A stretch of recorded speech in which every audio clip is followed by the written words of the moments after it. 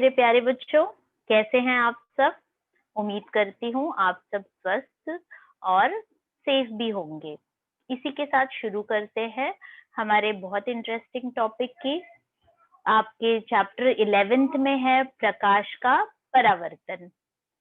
Okay बच्चों, तो प्रकाश का परावर्तन it's a very important topic. अब आप मुझे देख पा रहे हैं, आप अपने आसपास मौजूद सारी वस्तुओं को, सारे पदार्थ को, हर एक इंसान को आप देख पा रहे हैं only because of your I, at the same time light. क्योंकि बच्चों, आपने एक चीज नोटिस की होगी, आपके पास आंखें तो हैं, बट अगर आपके चारों ओर अंधेरा कर दिया जाए, मतलब एक बूंद भर की भी अगर रोशनी ना रहे तो भी आप सामने वाले को देख नहीं सकते। इसका मतलब कि अगर हमें कोई चीज दिखाई पड़े तो उसके लिए बहुत जरूरी है दो चीजें। सिर्फ आंखें रहना जरूरी नहीं है, प्रकाश का भी होना उतना ही आवश्यक है जितना कि हमारी आंखें। तो पहले तो कोई टॉपिक को आप स्टार्ट करिए तो पहले उसमें से इंटरेस्ट क्रिएट करिए, उसकी इम्पोर्टेंस समझिए, उसका महत्व समझिए, उसका एप्लीकेशन समझिए, तो जाकर के आपको उस चैप्टर के कहते हैं ना भीतर उतरने का मन करेगा, आपको इंटरेस्ट आएगा। जैसे कि आज हमने इसको समझा कि ओके ये इतना ज्यादा इम्पोर्टेंट है, मतलब only having eye is not enough, you have to have light also. तो प्रकाश उतना ज्यादा आवश्यक है बच्चों, और प्रकाश का परावर्तन के द्वारा ही हम सभी चीजों को आसानी से देख सकते हैं, अदरवाइज नॉट। तो इस चैप्टर के शुरुआत में अब हम पढ़ रहे हैं कि जैसे कि आपने लास्ट लेक्चर में पढ़ा होगा कि दर्पण के दो प्रकार होते हैं, समतल और गोलीय दर्पण, जिसमें कि आज का हमारा टॉपिक है गोलीय दर्पण। गोलीय दर्पण से समझ में आ रहा है कि उसके दो पृष्ठभाग होते हैं। तो आइए समझते हैं गोलीय दर्पण को डिटेल में। तो जैसे कि आप देख पा रहे हो, गोलीय दर्पण के दो प्रकार होते हैं। पॉइंट टू बी नोटेड, गोलीय दर्पण के दो प्रकार होते हैं, एक है अवतल और दूसरा है उत्तल। ओके, तो I always suggest my students कि पहले आप एक को बेटर समझिए। उत्तल कैसा दिखता है पहले वो समझ जाइए। तो उत्तल मतलब उभरा हुआ, यूं। तो गोलीय दर्पण जो बच्चों होता है उसमें से उत्तल दर्पण, इसका मतलब उसका पृष्ठभाग उभरा हुआ होता है, ऐसा जैसे हमारी आंखों का शेप होता है ना, उस तरीके से होता है उत्तल दर्पण का। हमारी आंखें हॉरिजॉन्टली प्लेस्ड हैं तो ये वर्टिकली समझिए। तो दिस इज उत्तल दर्पण, मतलब उभरा पृष्ठभाग। उभरा मतलब बाहरी। तो अब इसकी परिभाषा आपके सामने है।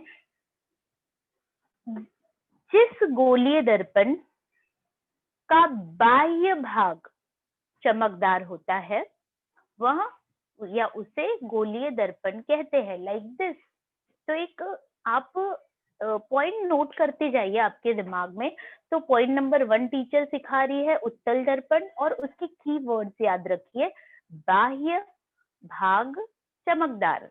ओके, तो अब आपको अगर 1 मार्क की परिभाषा पूछी जाए तो you can very easily answer that कि जिस गोलीय दर्पण का बाह्य भाग चमकदार होता है, इसका मतलब ये वही पृष्ठभाग है जहां से लाइट का रिफ्लेक्शन होने वाला है, प्रकाश का परावर्तन होने वाला है। तो अब नेक्स्ट आते हैं, एक समझ गए हैं बड़ी आसानी से, अब दूसरा समझ लेते हैं। डेफिनेटली अब इसका बाह्य तो नहीं होने वाला, बाह्य तो किसने कैप्चर कर लिया, उत्तल ने, तो बाह्य का उल्टा आंतरिक भाग। तो आते हैं हमारे अवतल में, यूं। तो जिस गोलीय दर्पण का आंतरिक भाग चमकदार होता है, इसका मतलब प्रकाश का परावर्तन इस आंतरिक भाग द्वारा होता है। तो जिस दर्पण में प्रकाश का परावर्तन आंतरिक भाग द्वारा होता है तो वह उसे कहते हैं अवतल दर्पण। जिस गोलीय दर्पण का आंतरिक भाग चमकदार होता है उसे अवतल दर्पण कहते हैं। सो इजंट इट दैट इजी? तो ये हो गया हमारे अवतल और उत्तल दर्पण की परिभाषा। फिर आते हैं, बढ़ते हैं बच्चों हमारे अगले टॉपिक में, गोलीय दर्पण से संबंधित कुछ चिन्ह, कुछ संज्ञाएं, न्यू टर्म्स आपके सामने आएंगे, तो उसे हम चलिए समझने की कोशिश करते हैं। तो सबसे पहले बोलते हैं ध्रुव। तो ध्रुव, what do you mean by pole? ध्रुव, तो बोल रहे हैं कि गोलीय दर्पण का पृष्ठभाग, so this is as it is, you can see it's a surface, ये जो प्लेन सरफेस है, इसका मध्य बिंदु अगर मैं आपको लोकेट करने के लिए बोलूं तो आप कुछ इस जगह बनाएंगे ऐसे तरीके से। तो ये जो पृष्ठभाग का बीचों बीच जो मध्य बिंदु है वही कहलाता है ध्रुव। It's as easy as that. तो आइए चलिए इसका प्रॉपर परिभाषा पढ़ते हैं। ध्रुव गोलीय दर्पण के पृष्ठभाग के मध्य बिंदु को ध्रुव कहते हैं। Isn't it easy? नेक्स्ट आता है वक्रता केंद्र। ये थोड़ा सा कहते हैं ना लेंदी है, कॉम्प्लिकेटेड तो बिल्कुल नहीं है, लेंदी है, मतलब बिना मतलब के एक लाइन एक्स्ट्रा इसमें आती है, तो थोड़ा इसका लहजा अलग है कुछ अपने आप को परिभाषित करने का, तो जरा गौर फरमाइएगा। गोलीय दर्पण जिस गोले का भाग होता है। अब गोलीय दर्पण जिस गोले का भाग होता है, इसका मतलब क्या? तो आप अब समझेंगे, जैसे कि अगर मैं यहाँ पे आपका अवतल दर्पण के बजाय अगर मैं उत्तल दर्पण ड्रॉ करती हूँ, जिसको मैं ज्यादा इजी तरीके से आपको I can make you understand much easier with this diagram. तो बच्चों ये जो उत्तल दर्पण बना है, उभरा हुआ उत्तल दर्पण आपने याद रखा है, राइट? तो ये कैसे बना होता है पता है? ये हिस्सा, ये इस गोले का एक हिस्सा होता है, और जो इसका ये हिस्सा होता है, ये इस गोले का एक हिस्सा होता है। तो अब आप समझे कि दो गोलों से मिलकर के बना ये दर्पण है, अवतल दर्पण हो चाहे उत्तल दर्पण। तो हम क्या करते हैं, तो बोल रहा है गोलीय दर्पण जिस गोले का भाग होता है, इसका मतलब ये वाला भाग इस गोले का है और ये वाला भाग इस गोले का है, उस गोले के केंद्र। तो अगर मैं पहले गोले के केंद्र को बोलूं तो वो यहाँ कुछ आएगा, अगर दूसरे गोले के केंद्र को बोलूं तो वो यहाँ कुछ आएगा। ओके, तो यही कहलाता है बच्चों क्या? वक्रता केंद्र। तो गोलीय दर्पण जिस गोले का भाग होता है, मतलब वो आप इमेजिन करिए क्योंकि वो बना उसी से होता है। गोलीय दर्पण जिस गोले का भाग होता है, उस गोले के केंद्र को वक्रता केंद्र कहते हैं। और ठीक ऐसे ही एकदम सेम पैटर्न में यू हैव टू डिफाइन वक्रता त्रिज्या ऑल्सो। तो गोलीय दर्पण, यहाँ मैंने एक इस चीज को ब्रैकेट में रख करके गोलीय से लेकर के डॉट डॉट डॉट के तक लिखा है, इसका मतलब आपको यहाँ तक चीजें एज इट इज कॉपी करनी है। गोलीय दर्पण जिस गोले का भाग होता है, उस गोले की त्रिज्या को वक्रता त्रिज्या कहते हैं। ये अगर हमारा, मिटाना नहीं चाहिए था, तो अगर इसकी वक्रता त्रिज्या यूं है, ओके, और इस गोले का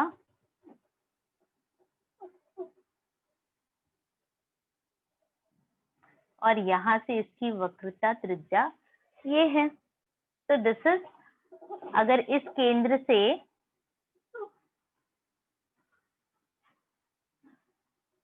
ये अगर आपका केंद्र है, तो ये हो गई पहले गोले की त्रिज्या, और वो जो दाई तरफ है वो हो गई दूसरे गोले की त्रिज्या।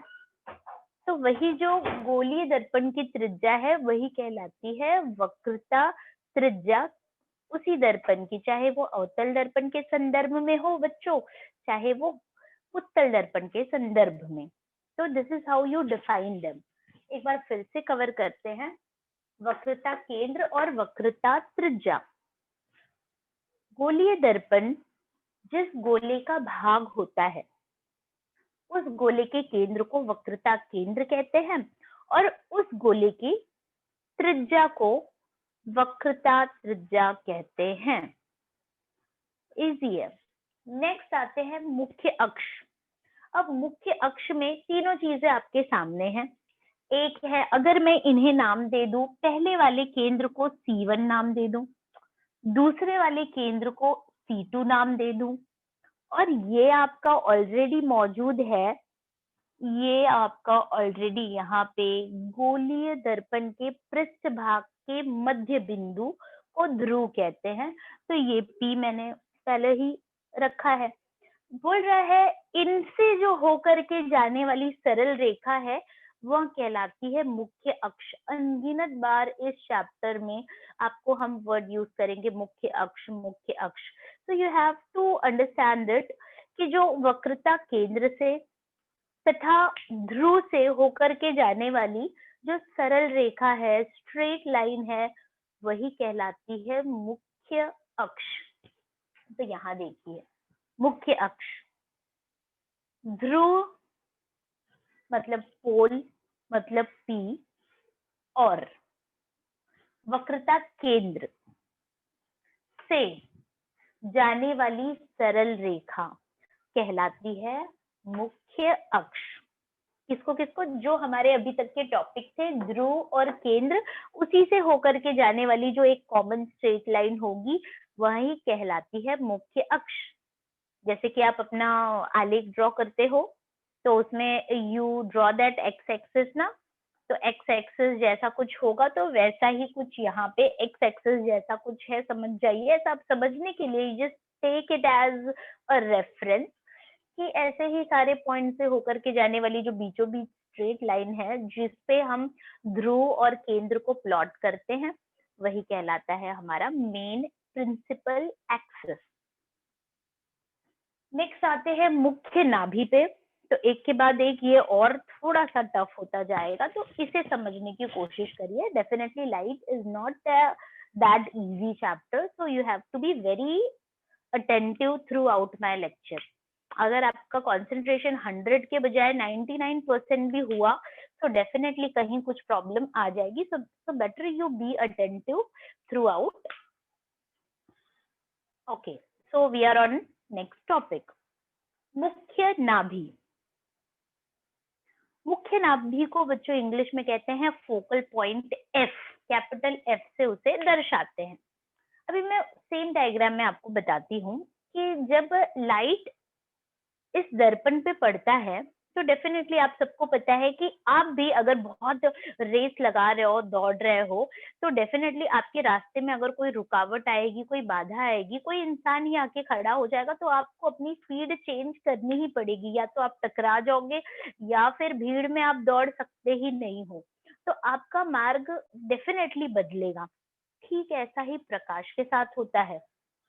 जब उनके मीडियम चेंज होते हैं, माध्यम चेंज होता है, तो उनका जो क्या होता है, उनका मार्ग बदल जाता है, तो जो कहलाता है प्रकाश का परावर्तन। तो फॉर एग्जाम्पल ये जो किरणें आ रही हैं यहाँ से ऑब्जेक्ट पे से, इस लेंस से टकरा रही हैं, ये किरणें आ रही हैं, आने वाली किरणों को हम यूं अपकमिंग एरो के का तीर का ऐसे निशान द्वारा हम दर्शाते हैं। इसका मतलब आपतित किरण।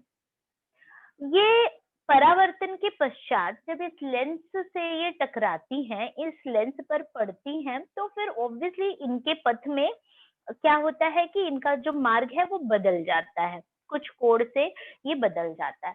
तो अब जब परावर्तन के पश्चात, इसे कहते हैं परावर्तन, परावर्तन के पश्चात डेफिनेटली ये कहीं जाकर के मिलती होंगी, किसी बिंदु पर जाकर के सारे मिलते होंगे। आप सारे फ्रेंड्स हो, जब आप लोग डिसाइड करते हो कि चलो कहीं मिलना है, गैंग अप होना है, तो डेफिनेटली आप किसी एक पॉइंट पे मिलते हो जो कि आपका मीटिंग पॉइंट होता है। तो हर बार you need not tell your friend कि चल वहीं मिलना।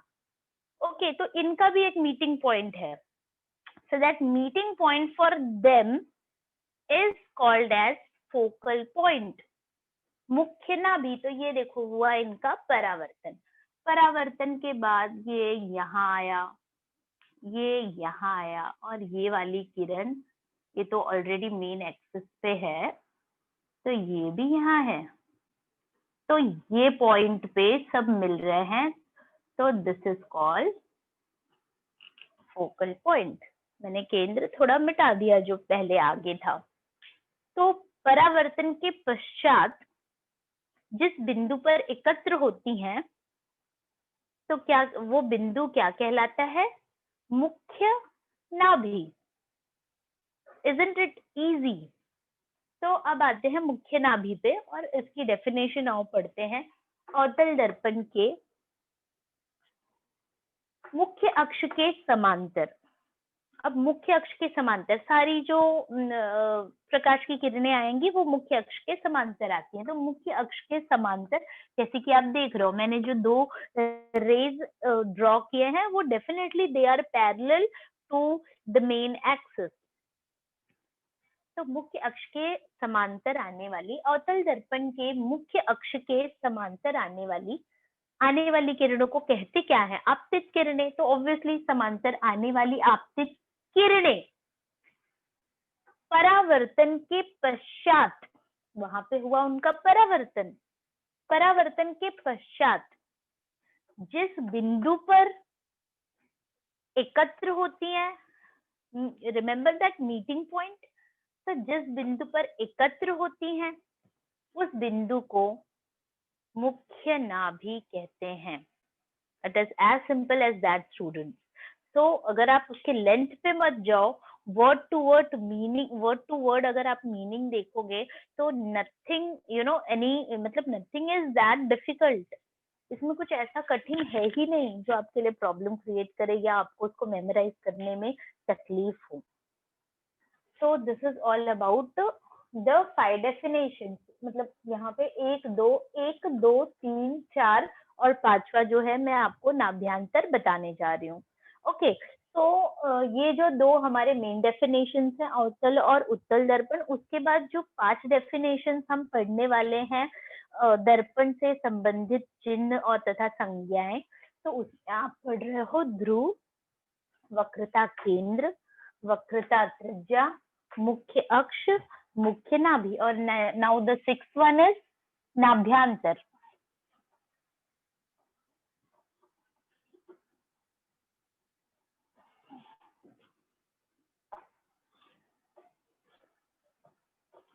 Next one is नाभ्यांतर।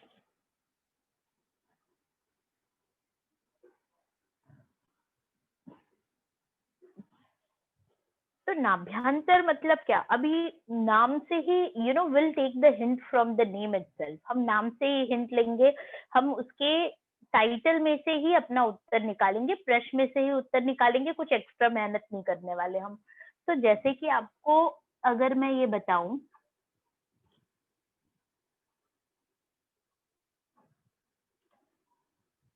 ओके, तो ये है हमारा ध्रुव। तो ये जो पोल है, ये जो ध्रुव है, जैसे कि हमारा एक्स एंड वाई एक्सिस होता है, ये हमारा एक्स और ये वाई एक्सिस। तो ये जो पॉइंट होता है, यहीं से आप सारे ऊपर के डिस्टेंसेस, नीचे के डिस्टेंसेस, दाएं और बाएं सारे साइड के जो दूरियां हैं, आप इसी पॉइंट से, जो 0 होता है, इसी से आप सारी दूरियां मापते हो। तो ऐसा ही कुछ इस ध्रुव के केस में है। ये जो अवतल दर्पण और उत्तल दर्पण के ध्रुव होते हैं, इसका मतलब पृष्ठभाग का मध्य बिंदु। हम सारी दूरियां यहीं से मापते हैं। ओके, और यहाँ कहीं है आपका ये केंद्र, और जस्ट ये आपका केंद्र है, और यही कहीं है आपका फोकल पॉइंट। ओके, तो ये कुछ है आपका फोकल पॉइंट, या थोड़ा सा बिगर बनाती हूँ, क्योंकि ये जो नाभि होता है ये वक्रता त्रिज्या की आधी होती है। थोड़ा बिगर पिक्चर आपके लिए ज्यादा क्लियर होगा, your understanding will be better. तो ये है अगर आपका सेंटर सी, दो सेंटर्स हैं क्योंकि दो गोले के से बना हुआ ये एक दर्पण है। ओके, तो अगर ये है पोल, ये है 2 सेंटर्स, अगर इसका नाम C1 इसका C2 रख दूं, तो ये हो गया। यहाँ पे अगर मैं एक एग्जांपल आपको दूं तो ये हो गया आपकी मुख्य नाभि। ये देखो, यहाँ अगर किरणें आई तो ये इस पॉइंट पे जाकर के मिल रही हैं। तो ये आपका फोकल पॉइंट हो गया, जो कि मैं एफ आपको समझा रही थी। अब ये बोल रहा है कि यहाँ से यहाँ तक का जो डिस्टेंस है ये कहलाता है नाभ्यांतर। दिस इज कॉल्ड नाभ्यांतर, फोकल लेंथ। तो पॉइंट पी से पॉइंट एफ तक के डिस्टेंस को, की दूरी को, पॉइंट पी से पॉइंट एफ तक की दूरी कहलाती है नाभ्यांतर। तो what is point P, you just you know explain, and what is point F, वो बस नाम दीजिए, एक्सप्लेन भी क्यों करना है। तो ध्रुव से मुख्य नाभि, ध्रुव से मुख्य नाभि के बीच की दूरी को नाभ्यांतर कहते हैं। तो what is the distance from P to F, it is only called नाभ्यांतर, दैट इज फोकल लेंथ, और जिसे हम स्मॉल एफ से डिनोट करते हैं। तो अब आते हैं हमारे नाभ्यांतर के परिभाषा पे। तो दर्पण, गोलीय दर्पण के ध्रुव तथा मुख्य नाभि के बीच की दूरी को नाभ्यांतर कहते हैं। तो यू कैन राइट दैट मुख्य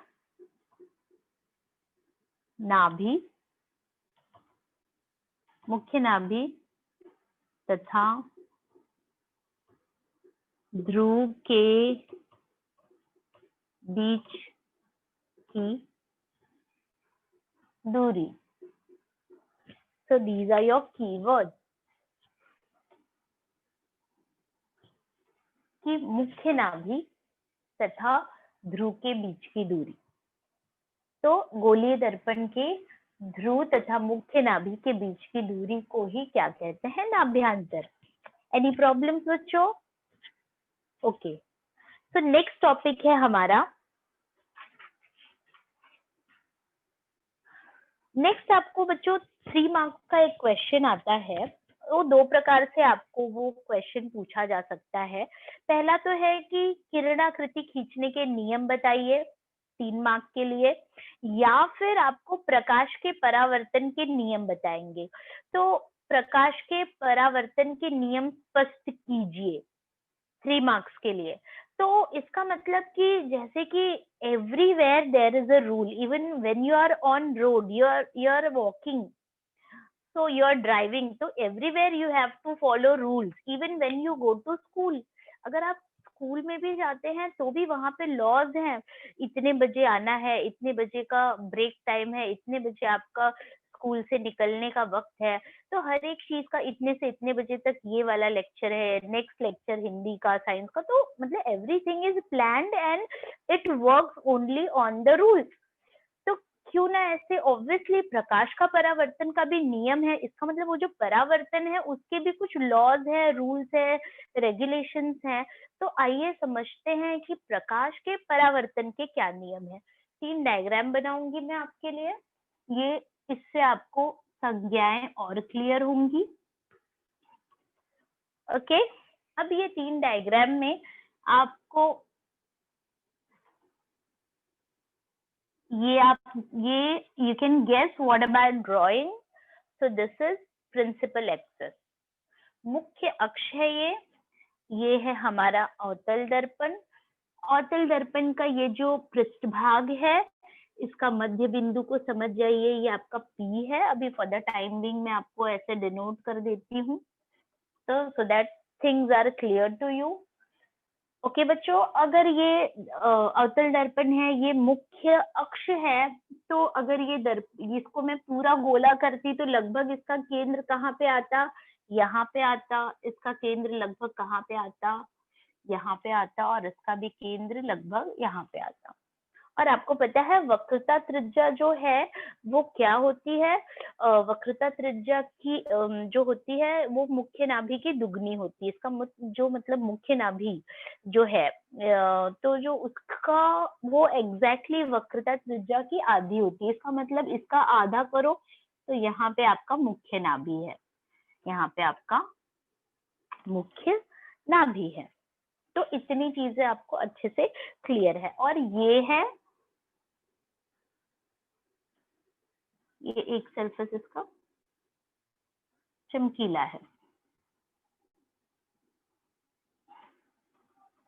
क्योंकि ये अवतल दर्पण है तो आप सभी को पता है कि अवतल दर्पण में कहाँ से परावर्तन होता है, आंतरिक भाग से परावर्तन होता है। ये आंतरिक भाग से अब होने वाला है प्रकाश का परावर्तन।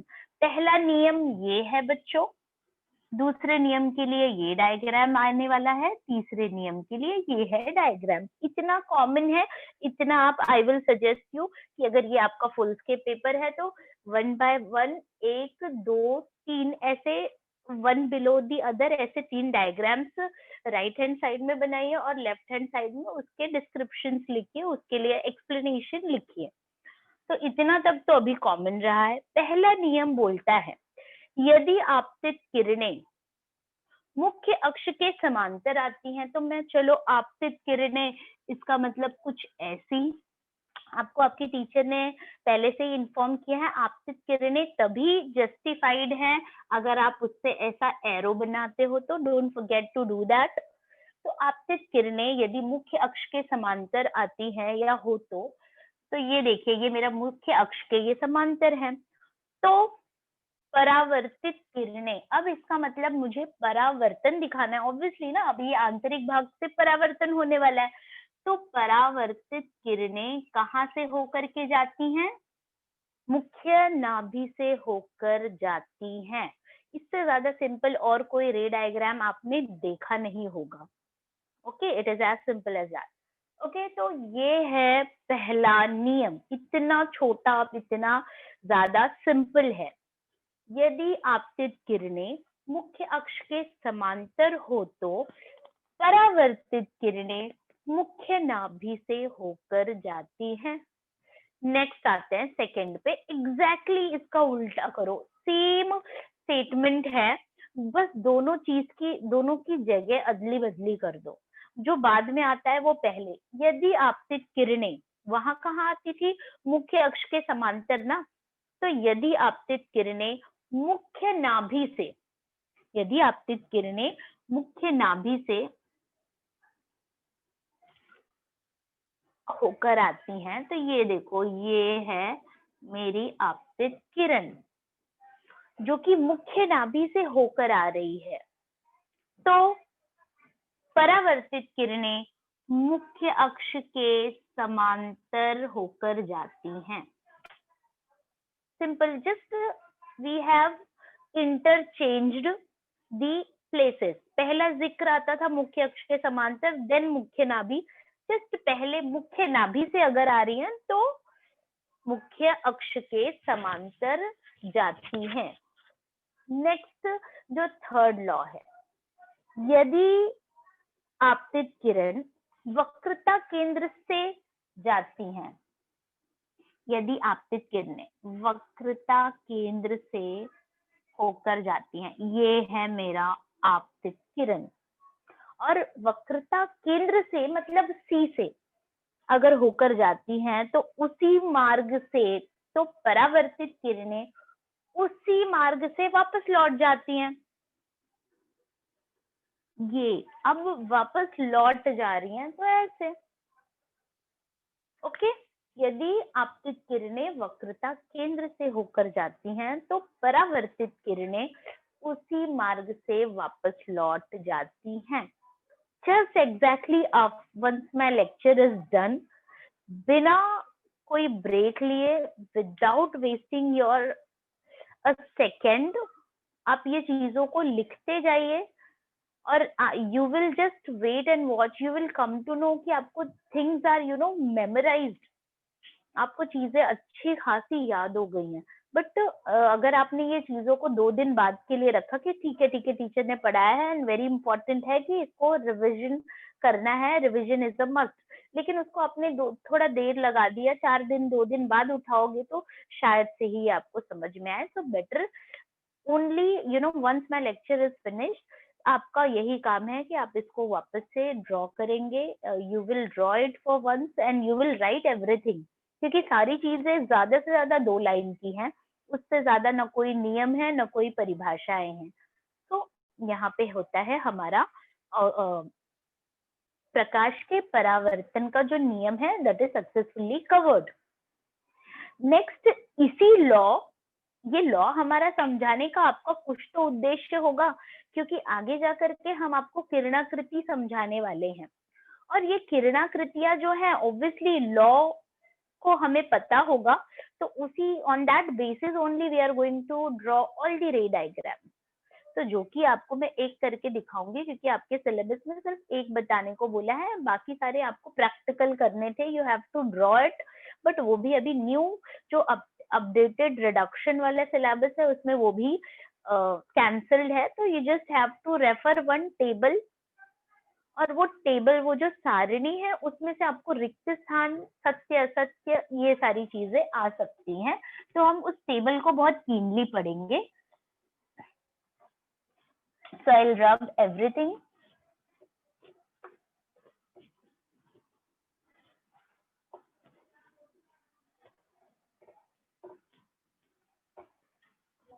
तो अवतल दर्पण द्वारा प्राप्त होने वाले प्रतिबिंब। तो ये जो हम करने जा रहे हैं बच्चों, उसके लिए एक मैं सिंपल सा आपको एग्जाम्पल देती हूँ कि when you are very nicely dressed, you always, अभी तो एक ट्रेंड निकल गया है कि आप सेल्फी लेते हो, आप अपने फ्रेंड को बोलते हैं मेरी फुल पिक्चर निकाल, full photo, half photo, zoom pictures, तो ये सारी चीजें you do that, right? Okay. तो जब आप अपने फ्रेंड को बोलते हो कि मेरी फुल पिक्चर निकाल, तो इमेजिन आप एकदम कैमरे का जो लेंस है, आपके मोबाइल में जो कैमरा है उसके लेंस के एकदम सामने आप आके खड़े हो जाओगे, तो क्या आपकी फुल पिक्चर निकल सकती है? नहीं। फॉर दैट आपको एकदम दूर खड़े होना पड़ता है जिससे आपकी फुल फोटो आए, यू टॉप टू टो आप चाहते हो मेरी पूरी फोटो आए, तो आप क्या करते हो, आप भी थोड़ा दूर जाते हो, आपका फ्रेंड भी थोड़ा दूर जाता है, तो आपकी फुल पिक्चर आती है। तो वहां पे अगर मैं आपको वस्तु बोलूं और कैमरे में जो आपकी फोटो आई है उसे प्रतिबिंब बोलूं हूं, तो वस्तु और ये है प्रतिबिंब। इसका मतलब ऑब्जेक्ट और इमेज। तो आप खुद जो हो, अगर मैं उसे एक नाम दूं वस्तु, और आपकी जो फोटो आ रही है प्रतिबिंब, तो इसका मतलब कि अगर मैं वस्तु का स्थान बदलती हूँ तो प्रतिबिंब का स्वरूप भी बदल जाता है। अगर आप बहुत नजदीक खड़े हो तो मैं आपकी जूम से जूम पिक्चर लूंगी, आप हाफ में ही आओगे, बट अगर आप दूर खड़े हैं तो आपका फुल फोटो आएगा। तो वो हो गया प्रतिबिंब का आकार, हाँ, उसका साइज जिसे आप कहते हो। इसी तरीके से फोटो सीधी आना, उल्टी आना, तो ये सब हो गया उसका स्वरूप। तो कहने का मतलब है कि आपके स्थिति निर्धारित करती है कि आपकी इमेज कैसी आएगी। तो ठीक ऐसे ही वो चार्ट किस चीजों का ब्यौरा है, किन चीजों का वो डिस्क्रिप्शन है, वो है कि अगर अलग अलग वस्तु का स्थान हो तो अलग अलग वस्तु के स्थान के कारण प्रतिबिंब भी अलग अलग बनते हैं। उस प्रतिबिंब का स्थान अलग हो जाता है, अगर वस्तु का स्थान बदलने से प्रतिबिंब का स्थान भी बदल जाता है, प्रतिबिंब का स्वरूप भी बदल जाता है, और प्रतिबिंब का आकार भी बदलता है। जैसे कि आप एकदम क्लोज रहोगे तो जूम पिक्चर आएगी, दूर खड़े रहोगे तो पूरी पिक्चर आएगी, और ज्यादा दूर रहोगे तो आपकी तो आएगी ही, आपके बैकग्राउंड की भी डिटेल्ड पिक्चर आएगी। तो वस्तु का स्थान बदला तो प्रतिबिंब का स्थान भी बदलता है, उसका स्वरूप भी बदलता है, उसका आकार भी बदलता है। तो स्वरूप इसका मतलब कि सीधा, उल्टा, आभासी, मतलब जो सामने वाली पिक्चर है क्या वो वास्तविक है, रियल इमेज है, या फिर वर्चुअल है, मतलब काल्पनिक है, मतलब रियल है, या फिर इमेजिनरी पिक्चर है। ठीक इसी तरह उसका आकार, तो क्या आकार, वस्तु का आकार और प्रतिबिंब का आकार समान है?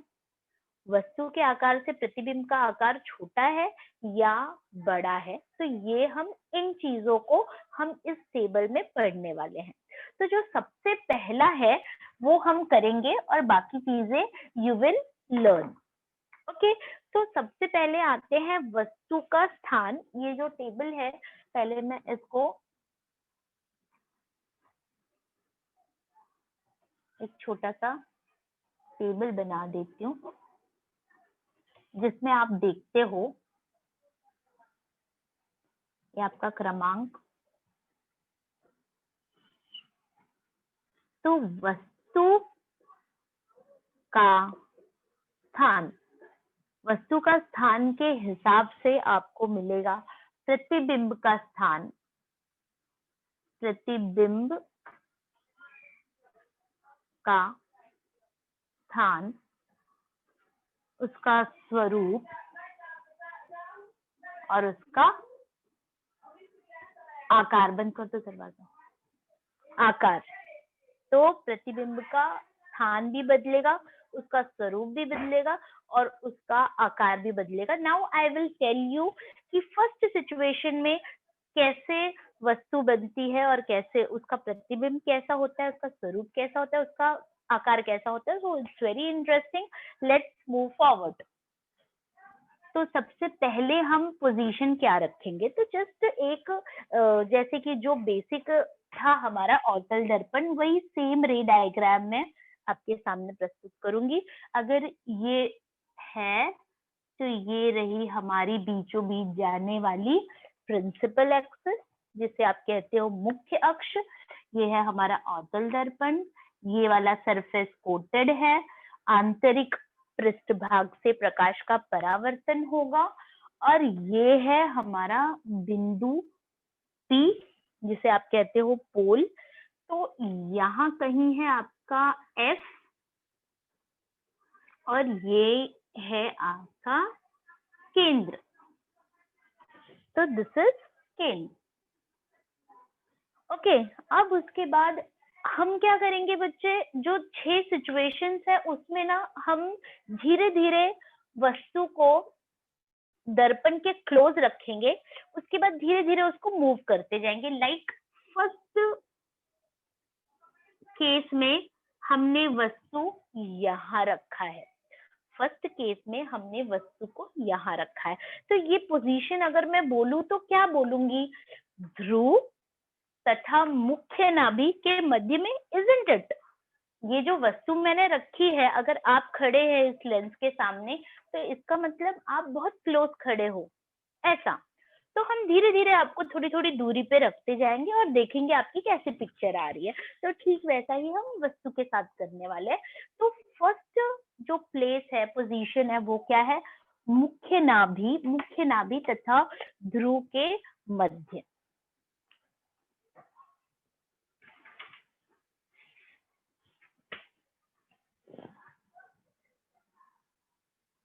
ध्रुव तथा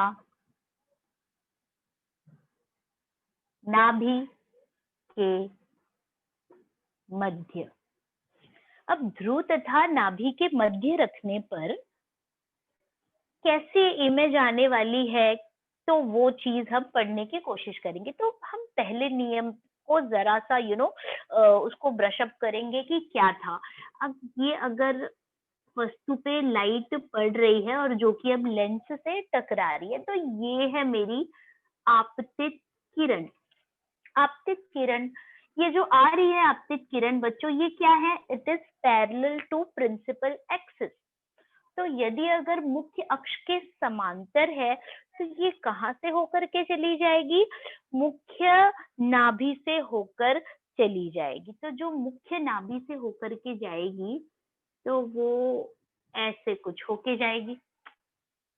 ठीक है, ये हो गया, मुख्य नाभि से होकर जाती है। Okay, so you can see this diagram very clear. तो ये हो गया पहला रे डायग्राम। अब ऑब्वियसली अगर आपको दो किरणों का पॉइंट ऑफ इंटरसेक्शन देखना है, मतलब जहां पे जिस बिंदु पर वो किरणें एकत्र होती है, तो कम से कम 2 रेस तो बनाना पड़ेगा ना। तो दूसरा रे हम बनाने जा रहे हैं प्रकाश का, जो प्रकाश के परावर्तन का तीसरा नियम था, उसके बेसिस पे we are going to draw another ray. तो ये है, अगर प्रकाश की किरण, जो आपतित किरण है, वो कहाँ से जाएगी, अगर वक्रता केंद्र से होकर जाती है तो उसी जो परावर्तित किरण उसी मार्ग से वापस लौट आती है। तो ये मैं थोड़ा सा कलर चेंज करती हूँ। तो ये है मेरा सेकेंड वाला, बाद में इसे मैं ब्लू ही कर दूंगी। तो ये है हमारा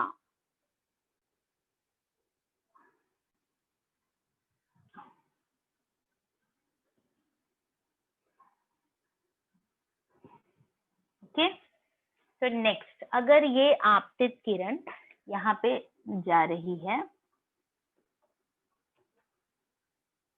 ये देखो वस्तु पे यहाँ ये पड़ी है, कौन सी वाली, ये ग्रीन वाली लाइन। तो जैसे अभी मैंने वापस ब्लू कर दिया। तो प्रकाश की किरण जो मतलब आपतित किरण है, यदि वक्रता केंद्र से होकर के जाती है तो उसी मार्ग से वापस लौट जाती है। ये देखो, ये आपतित किरण है, जा रही है, कहाँ से, वक्रता केंद्र से होकर जाती है, तो उसी मार्ग से वापस लौट जाती है, उसी मार्ग से वापस लौट जाती है। तो ये जाने का और ये आने का, ये वस्तु पे पड़ रही है। तो अब हमको क्या देखना था कि किस बिंदु पर वो एकत्र हो रही हैं, और जहां एकत्र होती हैं वहीं पे मिलने वाला है बच्चों हमें प्रतिबिंब। तो जिस साइड पे, मतलब वस्तु को सदैव बाएं तरफ रखते हैं, दर्पण के बाएं तरफ, बाई ओर हमें हमेशा वस्तु को रखना पड़ता है। तो बाएं साइड को अगर आप ये दो रेखाओं को, इन दो किरणों को अगर आप कितना भी आगे बढ़ाते जाओ, ये तो आपस में एक दूसरे से कहते हैं ना मिलने से रही, इनका मीटिंग पॉइंट तो बाय साइड हमें मिलना नामुमकिन है। अब हम क्या करेंगे, जो चीज नेचुरली नहीं हो रहा है, अब उसे हम कहते हैं ना we will make it happen. हम इसे, इस बिंदु को प्राप्त करने की कोशिश करेंगे कि चलो दाएं साइड ये कहाँ मिलेंगी। और इसी के कारण बच्चों इसका जो प्रतिबिंब का जो स्वरूप है, इसीलिए ये आभासी होता है। क्यों आभासी होता है, क्योंकि ये naturally they are not meeting, we are forcing them to meet. कि मतलब यहाँ पे हम कोशिश कर रहे हैं कि चलो मान लो कि दाएं साइड अगर इनको हम आगे बढ़ाते हैं तो ये कहाँ मिलेंगी।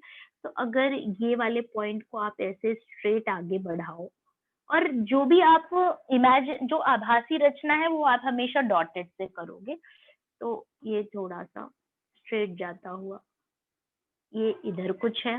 अब इसको आगे बढ़ाओ, तो यहाँ किसी पॉइंट पे दे आर मीटिंग, यहाँ किसी पॉइंट पे दे आर मीटिंग।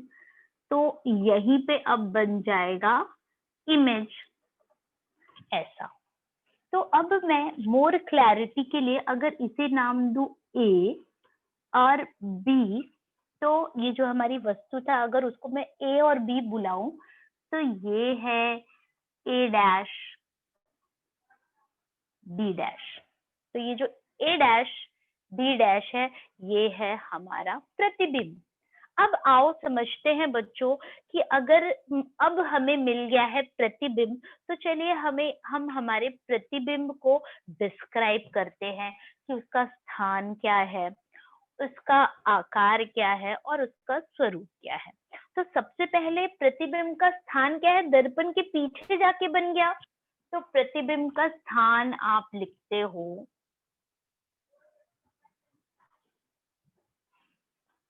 दर्पण के पीछे। ये आपका दर्पण था, दिस इज योर दर्पण, और इसके पीछे आपको प्रतिबिंब मिला।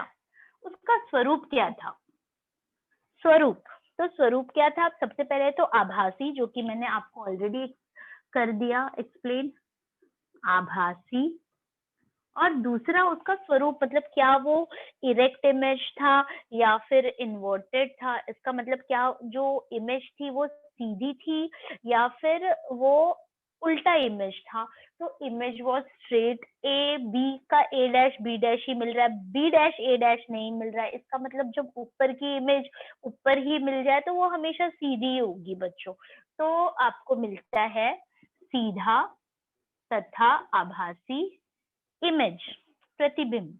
अब उसका आकार क्या था, जो आकार, इसका मतलब साइज, क्या वो वस्तु और प्रतिबिंब का आकार समान था, या प्रतिबिंब का आकार वस्तु के आकार से बड़ा है तो डेफिनेटली वस्तु से बड़ा है। आप देख रहे हो AB की जो ऊंचाई है और A' B' की ऊंचाई में फर्क आप कर पा रहे होंगे बहुत इजीली, तो वस्तु से बड़ा।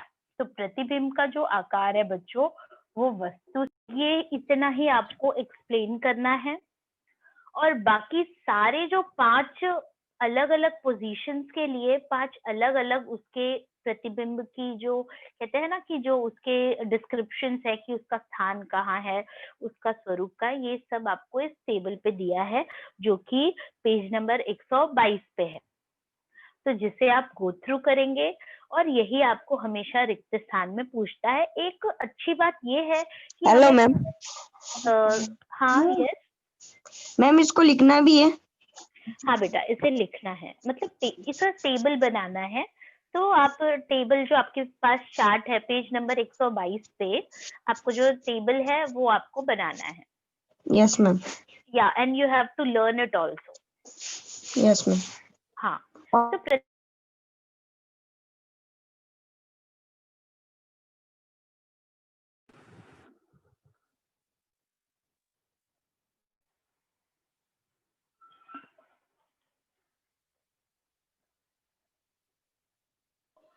Good morning ma'am.